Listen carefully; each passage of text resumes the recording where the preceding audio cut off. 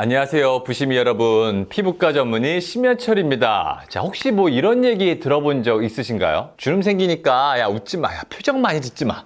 왠지 모르게 뭐 일리가 있는 것 같기도 하고, 또 실제로 우리가 표정을 좀 많이 지으면 주름이 더 생기는 것 같기도 하죠. 자, 하지만 주름이면 걱정돼서 웃음이나 표정을 이렇게 참고 있는 게 과연 현명한 선택일까요?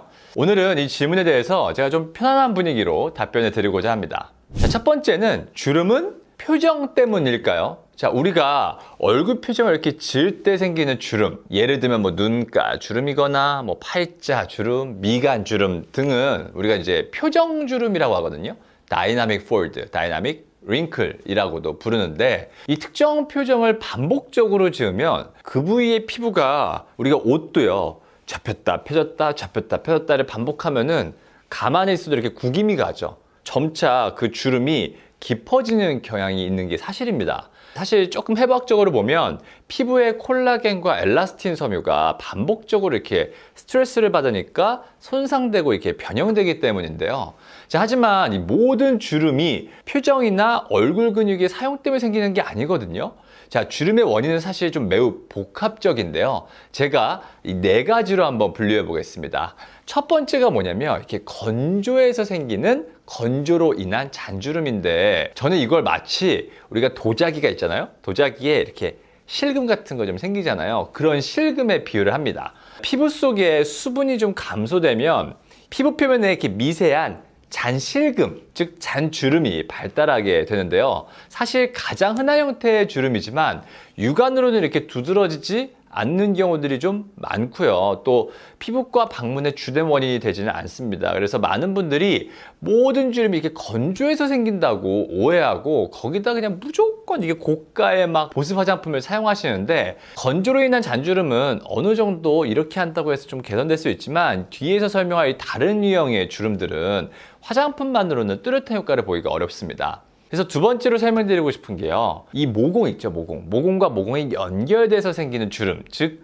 모공 연결 주름인데요. 모공과 모공 사이를 이렇게 하나의 선으로 연결하면서 생기는 잔주름입니다. 우리 어린 시절에 이제 수학 시간에 선분 배웠잖아요. 선분. 이렇게 동그라미가 있죠. 동그라미가 있고 동그라미와 동그라미 사이를 이렇게 연결하는 이러한 선분처럼 모공과 모공을 이런 식으로 꼭지점으로 이어지는 선처럼 보이는 이런 주름이죠. 근데 나이가 들면서 이 모공 주변에, 모공이 이렇게 돼 있잖아요. 이런 식으로 이 모공 주변에 콜라겐의 밀도가 이렇게 감소하면 모공 부위가, 자 이렇게 모공이 있어요. 모공 부위가 이런 식으로 세로 형태로 길어지게 돼요. 그러면 얼굴에 모공이 한 2만 개가 있거든요. 그럼 그 모공이 이런 식으로 늘어지니까 연결 되면서 세로 모공이 됩니다. 탄력 저하로 인해서 이러한 이제 세로 모공들이 서로 이렇게 길게 연결이 이렇게 되면서 잔주름처럼 인식이 되는 거죠.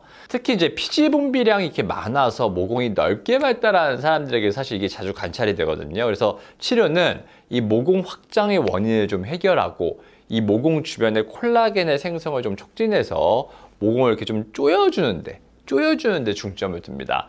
세 번째로 말씀드리고 싶은 거는 근육의 수축 때문에 생기는 표정 주름인데요. 이 얼굴에 정말 많은 근육이 있죠. 정말 많은 근육이 있는데, 이 근육들이 이런 식으로 수축하면서 특정 부위에 이렇게 피부를 밀죠. 그럼 이런 식으로 선이 만들어지겠죠. 여기 뭐 미간 주름이나, 아니면 이런 식으로 수축하면 이마 주름이나, 아니면 이런 식으로 웃으면 눈가 주름이 이렇게 생기는 게 대표적이죠.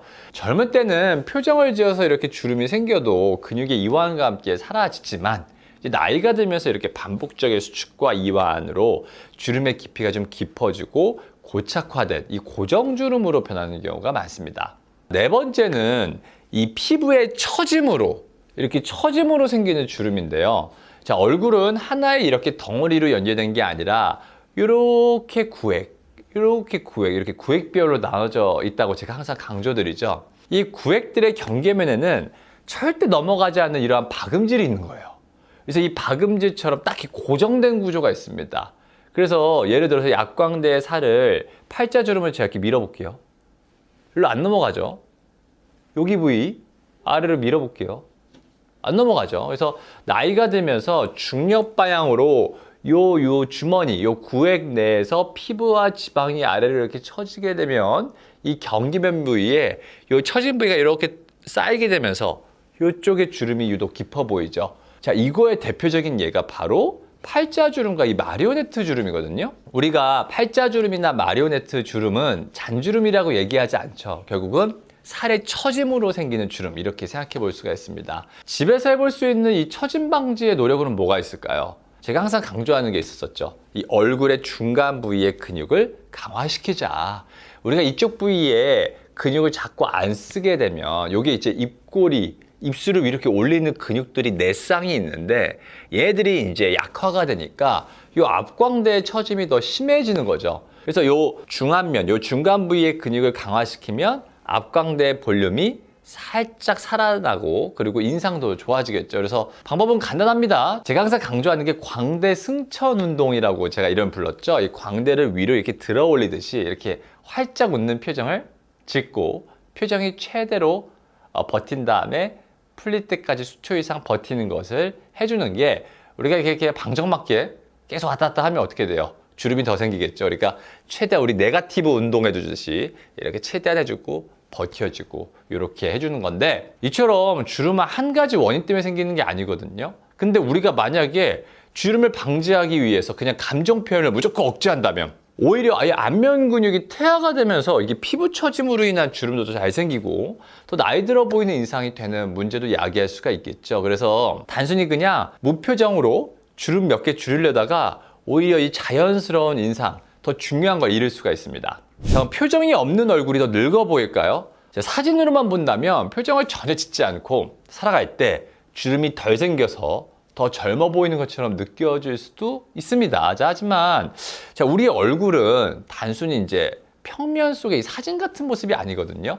그래서 실제 생활에서 끊임없이 움직이고 또 변화가 됩니다. 자, 그러면 왜 이렇게 무표정일 때 좀 더 젊어 보이는 게 아니라 나이 들어 보일 수가 있냐? 자, 첫 번째는 얼굴 근육의 퇴화입니다. 자, 우리 몸은 근육을 사용하지 않으면 퇴화하기 마련이죠. 자, 얼굴 근육도 마찬가지예요.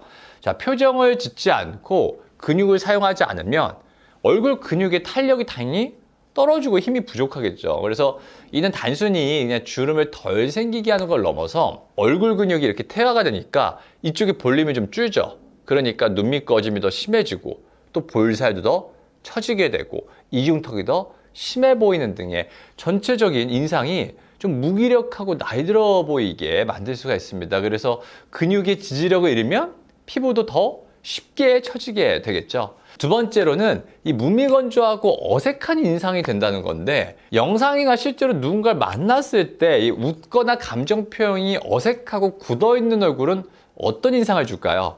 우리가 좀 연기가 어색한 분들 웃는 표정인데 좀 뭔가 어색하게 웃으면 어때요? 아, 이거 연기처럼 느껴지고 되게 어색하잖아요. 좀 무뚝뚝해 보이기도 하고 뭐 차가워 보이고 정없어 보이고 이런 부정적인 인상을 받을 가능성이 큽니다.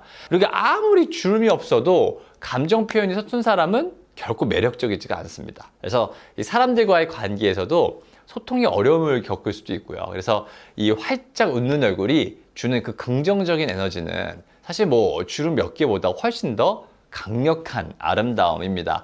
자, 또한 이제 표정을 지을 때 생기는 주름은 대부분 어디에 생기죠? 이렇게 눈가나 이렇게 입가처럼 가로형으로 좀 자연스럽게 일어나는 경우가 많죠. 반면에 이제 표정을 억지로 참아 얼굴 근육을 사용하지 않아서 피부 탄력만 잃고 막 눈두덩이나 볼살 등의 얼굴 구조가 그냥 그 상태에서 아래로 처지기만 한다면 오히려 부자연스럽고 좀 기괴한 인상을 줄 수가 있습니다.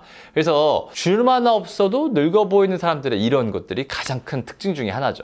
자, 그렇다면 이 현명한 주름 관리법은 뭘까요? 우리가 현명하게 주름 관리를 하면 어떻게 해야 되냐면 정답은 사실 간단하거든요. 그냥 마음껏 웃으세요. 자, 웃으면 뭐 건강에도 좋고 정신적인 스트레스 해소에도 탁월하며 우리가 주변 사람들에게도 이제 긍정적인 영향을 주죠. 근데 이제 주름이 걱정된다고 해서 이 소중한 감정을 억누르는 것은 사실 장기적으로 볼 때 더 큰 손실이거든요. 대신에 좀 불필요한 찡그림 있잖아요. 불필요하게 인상 쓰고 있는 그런 모습이나 아니면 뭐 화를 좀 적게 낸다거나 스트레스를 좀 다른 방법으로 푸는 그런 노력이 필요합니다. 우리가 이제 찡그리는 표정이나 화난 표정은 당연히 특정 주름을 더 깊게 만들 뿐 아니라 실제로 우리 스트레스 호르몬 콜티졸이라고 하죠.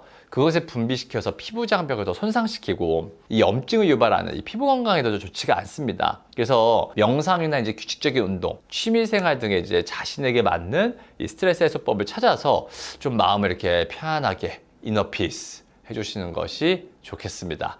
자, 그리고 차라리 필요한 부위에는요, 보톡스 같은 의학적인 개선 방법을 찾아보는 게 좋습니다. 뭐 피부과 의사여서 피부과 전문의여서 또 뭐 시술 받아라 이게 아니라 실제로 우리가 막 억지로 막 무표정한 게보다는 웃을 땐 자연스럽게 웃고 너무 과도한 경우에는 조금은 포인트별로 잡아주는 게 좋겠죠. 그래서 이제 미간이나 눈가처럼 특정 표정으로 인해 깊어지는 주름, 즉 고정주름, 고정적으로 되는 그러한 픽스드 라인으로 굳어지는 걸 좀 예방을 하고 완화하는 데는 이 보톡스 시술은 좀 탁월한 효과를 발휘를 합니다. 이는 웃는 얼굴을 포기하지 않으면서도 이 주름 관리를 할 수 있는 사실 매우 현명하고 과학적인 방법이겠죠. 그래서 전문가와 상담을 해서 자신에게 필요한 시술을 좀 적절히 받는 것이 중요합니다. 과도한 시술은 당연히 이제 부자연스러움을 유발할 수가 있으니까 자연스러움을 목표로 하는 게 중요해요.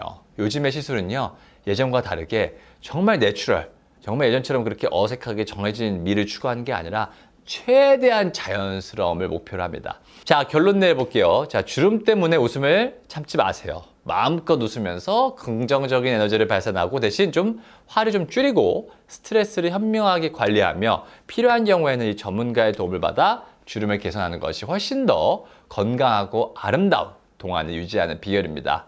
부심이 여러분들의 건강한 아름다움을 제가 응원하면서 지금까지 더세 피부과 대표원장 심현철이었습니다. 감사합니다.